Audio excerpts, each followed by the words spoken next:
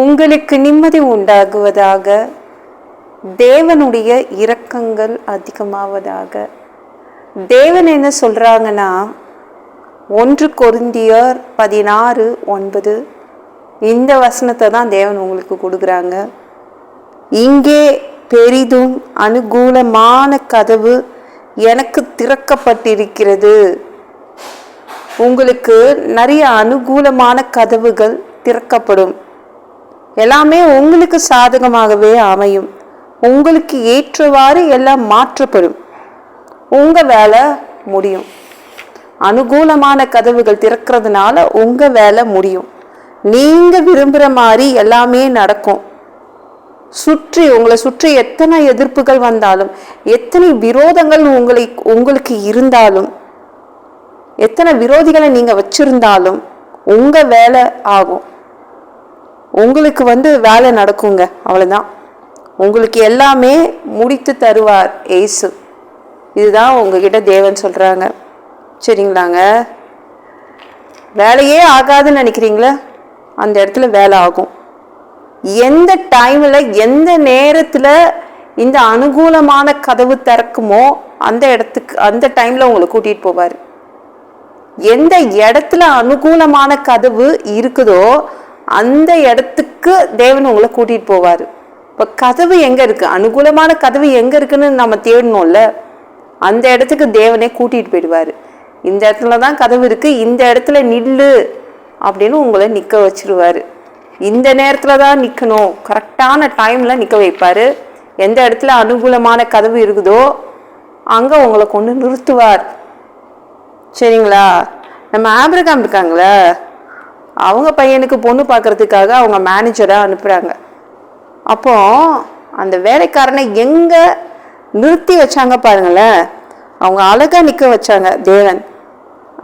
ஆதியாகமம் 24:13 எடுத்து படிச்சு பாருங்க. இந்த ஊராருடைய பெண்கள் தண்ணீர் மொல்ல புறப்பட்டு வருவார்கள். அந்த ஊருக்கே தண்ணீர் எடுக்கிற ஒரு கிணறு இருந்துச்சு. அந்த ஊர்க்காரங்க அத்தனை பெண்களும் அங்கதான் தண்ணீருக்கு வருவாங்க. அந்த இடத்துல தான் யாரை நிப்பாட்டி வச்சாரு? ஆபிரகாமுடைய மேனேஜரை. ஏன்னா ஆபிரகாமுடைய சொந்தக்கார பொண்ணை தான் அவன் பொண்ணு பார்க்க வந்திருக்கான். அது அட்ரஸும் தெரியாது, ஒண்ணுமே தெரியாது. ஆனா தேவன் எங்க கொண்டு நிறுத்தினாரு? அந்த ஊர் கிணறு, ஊர்க்காரங்க பயன்படுத்திக்கின்ற அந்த கிணறு பக்கத்துல நிக்க வச்சுட்டாரு. ஏன்னா இங்க நின்னாதான் உனக்கு அனுகூலமான கதவு திறக்கும், அவருக்கு தெரியும். அப்புறம் நீங்க பாருங்களேன், அதற்கடுத்த வசனமே நீங்க எடுத்து படிச்சு பாருங்க. அவன் இப்படி சொல்லி முடிக்கும் முன்னே, இதோ ஆபிரகாமுடைய சகோதரனாகிய நாகோரின் மனைவி மில்காளுடைய குமாரனா இருக்கிற பெத்தவேலுக்கு பிறந்த ரெபேக்காள் குடத்தை தோல் மீது வைத்து கொண்டு புறப்பட்டு வந்தாள். கரெக்டா ஆபிரகாமுடைய அண்ணன் பேத்தி கரெக்டா தோல் மேல குடத்தை வச்சு அந்த இடத்துக்கு வரா. அனுகூலமான கதவு திறந்துருச்சா? அவ்வளவுதான். அந்த இடத்துல நின்னதுனால அந்த கதவு திறந்துச்சு. தேவன் உங்களுக்கு எந்த இடத்துல நிக்கணும், எந்த நேரத்துல நிக்கணும் அப்படின்னு இன்னைக்கு அவர் காண்பிப்பார், காட்டுவாருங்க. அவ்வளவுதான். நம்ம ஆபிரகாமுடைய மேனேஜர் வேற எங்க நின்று இருந்தா ஈசாக்குக்கு பொண்ணு பார்த்துருக்க முடியாது. நம்ம ஆபிரகாமுடைய மேனேஜர் கரெக்டான டைம்ல நிக்க வச்சார்.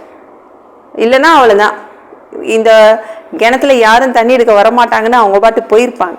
கரெக்டான டைம், கரெக்டா ரெபேக்காள் வரக்கூடிய அந்த டைம்ல நிற்பாட்டி வச்சுட்டார். உங்களுக்கும் அப்படிதான். அனுகூலமான கதவுகள், இந்த டோர் இங்கதான் இருக்கு, இங்க நில்லுப்பா அப்படின்னு நிப்பாட்டி வச்சிருவார். இந்த டைம் தான் நீ நிக்கணும், அந்த டைம் தான் கதவு திறக்கும் அப்படின்னு கரெக்டான இடங்கள்ல உங்களை நிக்க வைப்பார். அதனால உங்க வேலை ஆகும். சரிங்களா? எத்தனை விரோதங்கள் இருந்தாலும் பரவாயில்ல, எத்தனை விரோதிகள் உங்களுக்கு இருந்தாலும் பரவாயில்ல, உங்களுக்குன்னு என்ன செய்யணுமோ அதை செய்துட்டு அவர் போயிடுவார். அனுகூலமான கதவுகள் திறக்கப்படுது. ஓகேங்களா? இந்த வீடியோ பிடிச்சிருந்துச்சுன்னா மற்றவங்களுக்கு ஷேர் பண்ண மறக்காதீங்க. கர்த்தர் தாமே உங்களை ஆசீர்வதிப்பாராக. ஜெபம் பண்ணலாமா? அன்பு பிதாவே, உங்க பிள்ளைங்க உங்க பாதத்துல வந்திருக்காங்கப்பா. சாமி, இரக்கம் செய்யுங்க, இறங்குங்க அப்பா. உங்க பிள்ளைங்களுக்கு அவங்களுக்கு சாதகமா இன்னைக்கு எல்லாமே நடக்கும். அனுகூலமான கதவு எங்க இருக்கோ அங்க நிறுத்துவீங்க. எந்த டைம்ல நிற்பாட்டணுமோ உங்க பிள்ளைங்கள அந்த டைம்ல நிற்பாட்டி அந்த கதவு திறந்து விடுவீங்க. உங்க பிள்ளைங்களுக்கு அனுகூலமா எல்லாம் நடக்கும். அவங்க விரும்புகிற மாதிரி நடக்கும். நன்றி அப்பா. எல்லா பொல்லாத பிசாசுகள், ஏவல்கள், மந்திரங்கள், தற்கொலை ஆவிகள், பயத்தின் ஆவிகள், பலவீனப்படுத்துகின்ற ஆவிகள் எல்லாம் இயேசு என்ற பெயரினை கொண்டு துரத்துகிறேன். ஓடிப்போ. உங்க பிள்ளைங்களை இரத்த கோட்டைக்குள் மறைச்சுக்கோங்க. பரிசுத்த ஆவியா நிரப்புங்க. ஞானஸ்நானம் எடுக்கணும். ரட்சிப்பீராக. இயேசுவின் காயப்பட்ட தழும்புகளால் எல்லா வியாதிகளும், எல்லா பலவீனங்களும், கேன்சர் போன்ற வியாதிகளும் சரியாகுவதாக. மரண படுக்கைகள் சரியாகுவதாக. சாமி, மனிதனா பிறந்தா ஜீவ புஸ்தகத்துல பேர் இருக்கணும். அந்த புக்கில் பேர் இல்லைன்னா எங்களை நரகத்தில் தள்ளிடுவீங்க. நரகத்துக்கெல்லாம் நாங்கள் போக மாட்டோம். தீ எரிகிற இடத்துல எங்களால் வாழ முடியாது. பரலோகத்துக்கு அனுப்புங்கப்பா.